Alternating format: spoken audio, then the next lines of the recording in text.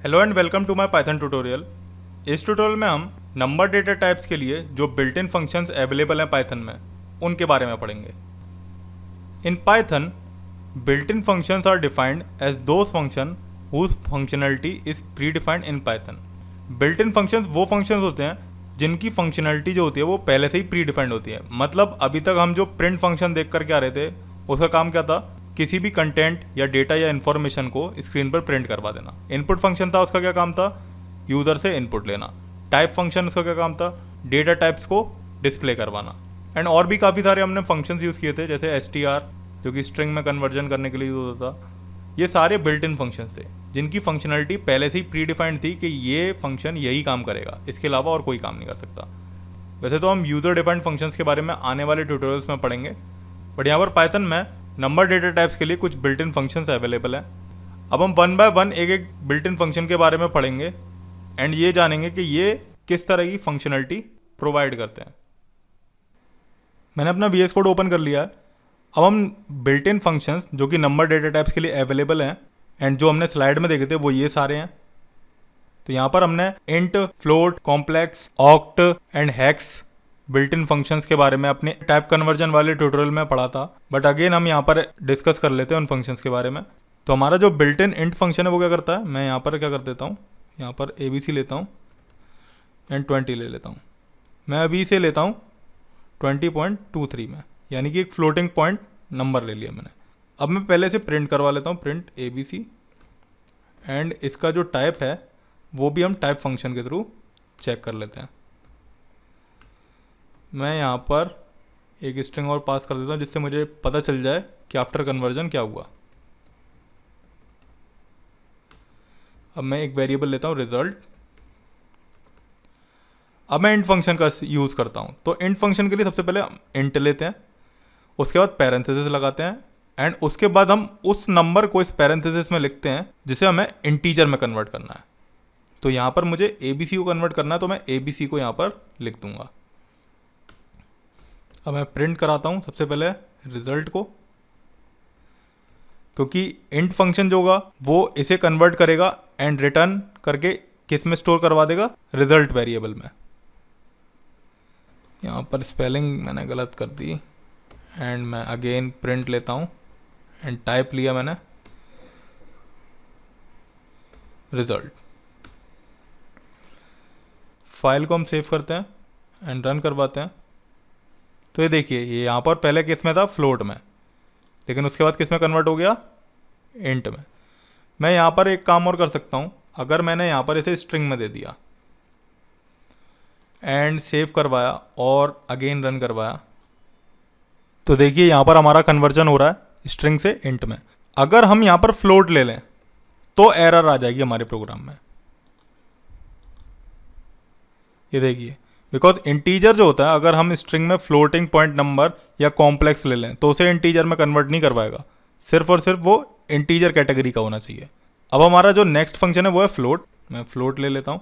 Float को भी हम उसी तरह से यूज़ करते हैं जिस तरह से अभी तक हम इंट को यूज़ कर रहे थे। तो यहाँ पर मैं क्या करता हूँ, यहाँ पर मैं एक 20 वैल्यू ले लेता हूँ इसके लिए, सेव एंड रन। तो ये देखिए, ये इंटीजर था पहले, लेकिन उसके बाद फ्लोट में कन्वर्ट हो गया। यहाँ पर अगर हम इसे स्ट्रिंग में ले लें तो भी वो कन्वर्जन हो जाएगा हमारा। ये देखिए, कन्वर्जन हो रहा है स्ट्रिंग से भी। अब हम अपना नेक्स्ट फंक्शन लेते हैं कॉम्प्लेक्स। कॉम्प्लेक्स के अंदर भी हम उस नंबर को पास करते हैं जिसे हमें कॉम्प्लेक्स में कन्वर्ट करवाना है। मैं यहाँ पर ये ले लिया। अब मैं फाइल को सेव करता हूँ एंड इसे मैं रन करवाता हूँ। तो देखिए, स्ट्रिंग से ये कॉम्प्लेक्स में कन्वर्ट हो गया है। कॉम्प्लेक्स नंबर की मदद से हम स्ट्रिंग में जो कॉम्प्लेक्स नंबर पास कर रहे हैं 3J, उन्हें कन्वर्ट नहीं करवा सकते।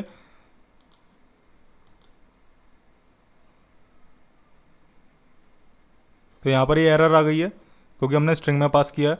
बाकी हम किसी भी तरीके के नंबर को कॉम्प्लेक्स में कन्वर्ट कर सकते हैं with the help of complex function. ये देखिए, कन्वर्ट हो गया। ऑल्सो मैं यहाँ पे क्या करता हूँ, 20 पास कर देता हूँ। ये देखिए, कन्वर्ट हो रहा है 20.43। Save and run. ये रन हो रहा है। अब हमारा जो नेक्स्ट बिल्ट इन फंक्शन है वो है ABS। ABS फंक्शन क्या करता है, एब्सोल्यूट वैल्यू रिटर्न करता है। जैसे मैंने यहाँ पर नेगेटिव लगा दिया, मतलब माइनस में दे दिया। तो अब इसकी जो एब्सोल्यूट वैल्यू होगी वो हमें रिटर्न होकर के यहाँ पर एज आउटपुट शो हो जाएगी। तो मैं क्या करता हूँ, यहाँ पर ABS लगा देता हूँ। तो यहाँ पर जिस तरह से हमने कॉम्प्लेक्स इंट एंड फ्लोट का यूज़ किया उस तरह से हम ABS पास कर देते हैं। ABS मतलब एब्सोल्यूट फाइल सेव, एंड ये देखिए हमारा नेगेटिव है एंड ये कन्वर्ट हो गया हमारा किस में, एब्सोल्यूट नंबर में। ये एब्सोल्यूट नंबर आ रहा है। ABS फंक्शन के बाद जो हमारा नेक्स्ट बिल्ट इन फंक्शन है वो है इज इंस्टेंस। इज इंस्टेंस हम यहाँ पर लिखते हैं। इज इंस्टेंस क्या करता है, ये बताता है कि ये किस कैटेगरी को बिलोंग करता है, इंटीजर को, फ्लोट को, स्ट्रिंग को, बूलियन को। मतलब यहाँ पर हम जो फंक्शन, यहाँ पर हम जो वेरिएबल पास करेंगे उसकी वैल्यू देख करके बताएगा कि क्या ये उस पर्टिकुलर डेटा टाइप को बिलोंग करता है कि नहीं करता। वैसे तो इसकी डेफिनेशन ये है कि ये इंस्टेंस ऑब्जेक्ट जो होते हैं किसी पर्टिकुलर क्लास के उनको ही रिटर्न करता है।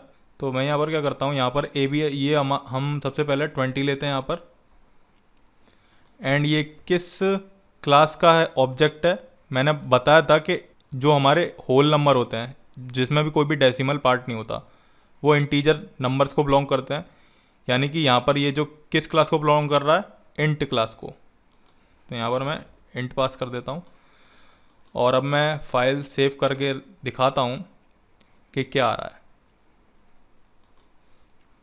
ये ट्रू रिटर्न करेगा बिकॉज इसकी जो रिटर्न वैल्यू है वो ट्रू या फॉल्स होती है। मतलब ये चेक करता है कि जो हम नंबर पास कर रहे हैं वो किस क्लास का इंस्टेंस है। तो ये इंटीजर क्लास का इंस्टेंस था इसलिए इसने यहाँ पर ट्रू दे दिया। अब अगर मैं यहाँ पर फ्लोट दे देता हूँ तो इसमें कोई डेसिमल पार्ट तो है नहीं, इसलिए फॉल्स रिटर्न कर देगा। देखिए यहाँ पर बुल क्यों आ रहा है, बिकॉज यहाँ से जो रिटर्न होकर के आ रहा है वो ट्रू या फॉल्स ही आ रही है। ये देखिए ये ट्रू या फॉल्स आ रही है, इसलिए यहाँ पर ये बूलियन क्लास को रिप्रेजेंट कर रहा है। ऑल्सो मैं यहाँ पर स्ट्रिंग भी दे सकता हूँ, हेलो वर्ल्ड, और मैं यहाँ पर इस तरह का डेटा जो सिंगल या डबल कोट में लिखा होता है वो स्ट्रिंग क्लास को बिलोंग करता है। तो ये देखिए ट्रू आ रहा है। अगर मैं यहाँ पर इंट लिख दूंगा तो ये फॉल्स आ जाएगा। देखिए तो जस्ट ये instance is instance built in function यही चेक करता है कि जो हम वैल्यू पास कर रहे हैं यहाँ पर वो किस क्लास का इंस्टेंस है। अगर जो हम क्लास पास कर रहे हैं वो उस वैल्यू से मैच कर जाता है देन वो ट्रू रिटर्न करता है, अदरवाइज वो फॉल्स रिटर्न कर देगा। अब हमारा जो नेक्स्ट बिल्ट इन फंक्शन है वो कौन सा है, वो है POW, पाव। तो अब हम देखते हैं इसे किस तरह से यूज़ करते हैं। मैं इसे डिलीट कर देता हूँ। मैं यहाँ पर लेता हूँ ABC is equals to 2 and BAC, या फिर हम इसे डिलीट कर देते हैं, हम शॉर्ट में लेते हैं A is equals to 2 and B is equals to 3। अब मैं प्रिंट करवाऊँ और मैं इसे दे दूँ A। सबसे पहले तो मैं इसका सिंटैक्स क्लियर कर देता हूँ। यहाँ पर मैं इसका सिंटैक्स लिखता हूँ POW A, B, Z। तो अभी हम Z वाला पैरामीटर नहीं देखेंगे, A और B पे देखेंगे। तो A और B के हिसाब से यहाँ पर किस तरीके से लगता है, A to the power B, A to the power B। तो मतलब 2 की पावर 3 ये कंसिडर किया जाएगा अगर हम A और B को as a parameter power function के अंदर लेते हैं। तो यहाँ पर मैं क्या करता हूँ, पावर ले लेता हूँ और उसमें A, B पास कर देता हूँ।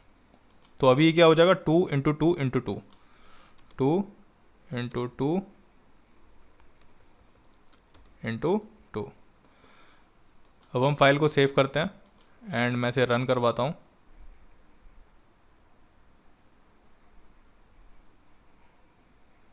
तो ये देखिए ये हमारे पास 8 रिटर्न करके दे रहा है, 2 टू द 4 टू द 8। मैं यहाँ पर 3 करवा दूंगा तो ये जो 3 है उसका 3 बार मल्टीप्लिकेशन हो जाएगा एंड 27। अब हमारा जो नेक्स्ट पैरामीटर आता है पावर फंक्शन में वो आता है Z। Z क्या होता है, इन दोनों की कैलकुलेशन से जो हमारे पास रिजल्ट आता है उसे डिवाइड करेंगे इससे, तो जितना रिमाइंडर हमारे पास बच कर जाएगा वो रिजल्ट में हमें शो हो जाएगा। जैसे मैं क्या करता हूँ, यहाँ पर पास करता हूँ 7 एंड यहाँ पर 2 एंड यहाँ पर Z में पास कर देता हूँ मैं 5। And A comma B comma Z. अब हम फाइल को सेव करते हैं एंड मैं रन करवाता हूँ इसे। तो हमारे पास क्या आ रहा है 4, मतलब 7 7 ज़ा 49 एंड 49 को अगर हम 5 से डिवाइड करेंगे तो हमारे पास रिमाइंडर क्या आएगा 4। अब हमारा जो नेक्स्ट फंक्शन है वो है राउंड फंक्शन। राउंड फंक्शन क्या करता है, हमारे जो फ्लोटिंग पॉइंट नंबर्स होते हैं उन्हें राउंडिंग ऑफ फिगर्स में डिस्प्ले करवा देता है। जैसे मैं क्या करता हूँ मैं यहाँ पर एक वेरिएबल लेता हूँ a is equals to 10.7 and एक वेरिएबल लेता हूँ b इज इक्वल्स टू 5.6। और मैं यहाँ पर क्या करता हूँ, मैं सबसे पहले राउंड का वो लिख देता हूँ सिंटैक्स। तो राउंड का सिंटैक्स होता है ROUND एंड नंबर। एक और सिंटैक्स होता है इसका राउंड नंबर एंड डिजिट्स, मतलब कितने नंबर तक आपको राउंडिंग ऑफ करना है, मतलब कितने डिजिट्स तक आपको राउंडिंग ऑफ करना है, कितने प्लेसेस तक। तो मैं यहाँ पर सबसे पहले इसे डिलीट कर देता हूँ एंड राउंड फंक्शन यूज़ करता हूँ और इसमें मैं पास कर दूंगा a। Save and run. तो देखिए 11 आ रहा है, इसने इसे राउंडिंग ऑफ कर दिया। ऑल्सो हम क्या करते हैं, मैं प्रिंट करवाता हूँ राउंड ऑफ b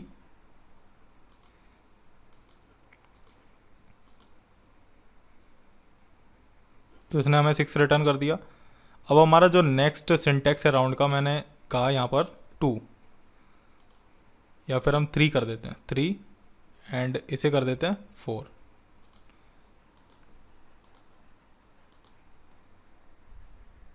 एक्चुअली मैं नंबर को थोड़ा इंक्रीज कर लेता हूँ, मैं नंबर थोड़ा चेंज कर लेता हूँ।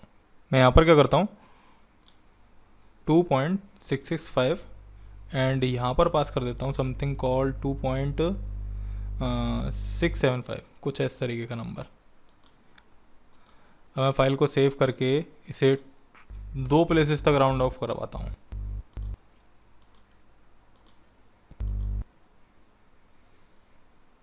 तो देखिए सबसे पहले वाला किस पे आ रहा है, 2 प्लेसेस पे, यहाँ तक राउंडिंग ऑफ करके आ रहा है। और दूसरा वाला 2.67, ये वाला हटा दिया उसने। अब हमारा जो नेक्स्ट फंक्शन है वो है ऑक्ट, यानी कि जो ऑक्टल स्ट्रिंग्स में नंबर को कन्वर्ट कर देता है। मैं यहाँ पर a ले लेता हूँ 20 print oct of a and print a। इसको ऊपर प्रिंट करवा देते हैं।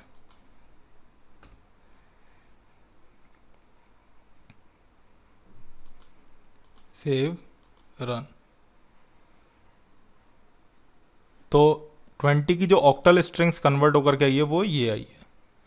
इसके अलावा हमारे पास हेक्साडेसिमल स्ट्रिंग्स को कन्वर्ट कराने के लिए हेक्स फंक्शन है, ये रहा। तो आप लोगों को इस ट्यूटोरियल के थ्रू नंबर डेटा टाइप्स के साथ जो बिल्ट इन फंक्शंस यूज़ होते हैं उनके बारे में क्लियर हुआ होगा। यहाँ पर नंबर डेटा टाइप से रिलेटेड मैंने कुछ यूज़फुल फंक्शंस को ही अपने स्लाइड में मेंशन किया था एंड उसे ही इस ट्यूटोरियल में कवर किया है। तो आप लोगों को क्लियर हुआ होगा नंबर डेटा टाइप से रिलेटेड बिल्ट इन फंक्शंस के बारे में इस ट्यूटोरियल के थ्रू। होप आपको चीज़ें समझ आई होंगी। अगर आपकी कोई क्वेरी है तो आप कमेंट बॉक्स में लिख सकते हैं या आप लॉग इन कर सकते हैं www.learntounless.com/contactus.php। हम आपकी क्वेरी सॉल्व करने की कोशिश करेंगे। Thank you.